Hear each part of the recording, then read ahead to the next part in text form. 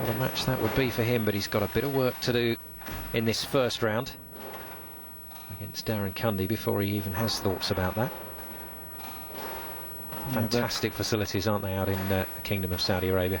The sport is growing every year out there, and it really is a major sport now. Of course, it's got lots of financial backing, and some of the top international players are almost gods out there, shall we say.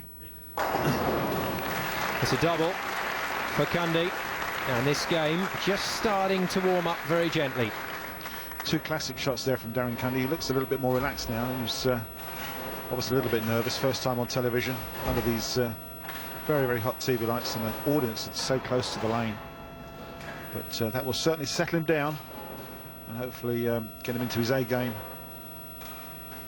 Well, he describes himself as being very laid back and thoughtful and calm, and just about describes the body posture that we're getting there from Darren Cundy. Badr Sheikh trying to turn his into a double. Again, that troublesome 7-pin. Yeah, just a fraction line in the pocket. That's why the 7-pin's standing up. Hopefully it's going to be a straightforward spare. Not the pin that the right-hander would normally leave. If they were going to leave a corner pin, it would tend to be the 10. But there's some revs for you. So 4.68, not quite the high revs that we've seen from the likes of Belmonte and Palermo, the two double-handed bowlers, but still pretty respectable from Sheikh, showing a lot of control on the lane. Yeah, he uses his very hard spare ball to take that single pin away, kept the shot nice and straight, made sure he covered the spare and stayed clean. That's how they look then after 3 frames. This one very, very close, potentially 9 pins in it at the moment in favour of Cundy. Darren Cundy then has found his rhythm and has certainly found his line on this single lane.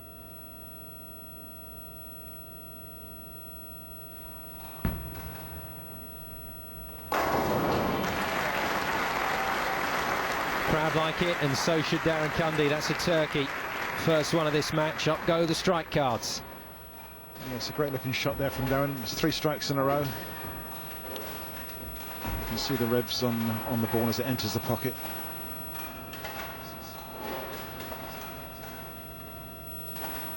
Actually having very similar rev rates to Badr, so they're playing very much the same line, same sort of speed, same sort of rotation. Has the potential to be quite a close game, this one. Badr working on the spare, looking for 10, and makes it. What a great shot that was. Really ripped the rack. Yeah, he got some really decent action, didn't he, in the back third there, came in sideways. Absolutely, yeah. Really good looking shot. He needed that. He's gone spare strike so far. And as we've said before in this tournament, if you're not putting turkeys together back to back, 2s and 3s and 4s, and you really, really are going to struggle.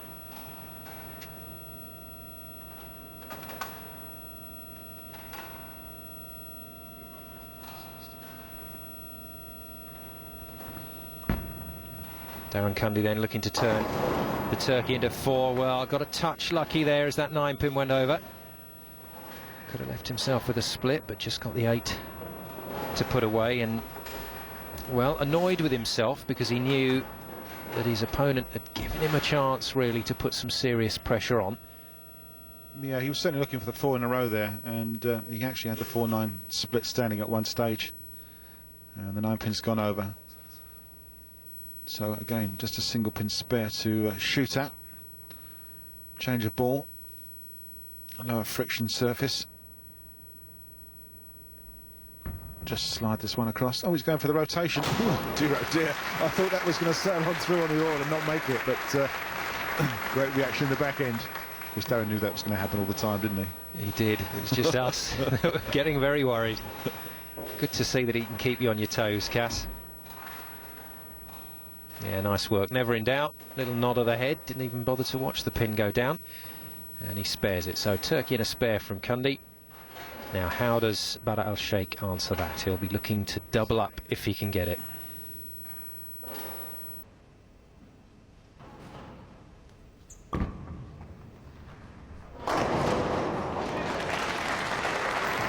Good work. He does indeed turn that into a double. Just takes out the 10-pin with the messenger. And there's the rev rates from Sheikh. Interestingly, he's taken the rev rates down just a touch, Cass. Yes, that whether that's done by design or not, I'm not really sure, but it certainly carried that 10-pin away. And it's his first double of the game.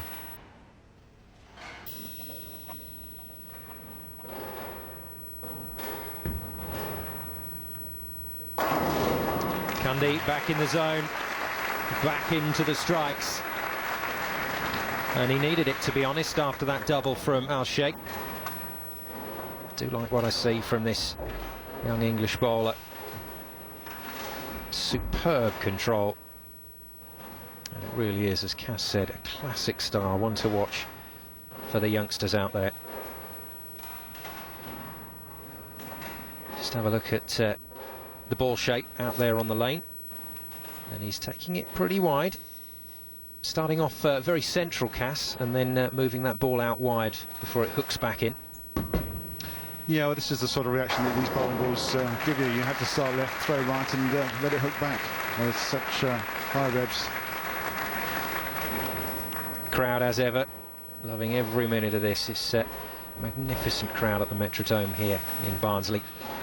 They know their 10-pin bowling, and that, of course, helps because it's instant reaction. When they see something good, they let the bowlers know. Cundy then, with the realisation that his opponent has just posted his first turkey of the match. And for the first time, Sheikh just getting his nose ahead. Definitely a strike required from Cundy to stay in touch here. Oh, no. Well, it looked like a pretty solid hit. He'll be a bit frustrated with that. It's one of the vagaries, isn't it, of 10-pin bowling, Cash. You get a good pocket hit and the 10-pin stays up. Absolutely, yeah. It's just down to the speed, the angle that the ball's going in, and also the rotation. Just doesn't quite carry it out. The 6-pin just lays in the gutter. Another single-pin spare, but Darren's been pretty much in the pocket every frame except the first one, and he didn't like that. He seemed to look away. He thought it was absolutely there, no trouble at all. It looked like he might have bumped it a bit. Cass might have just dropped off the fingers.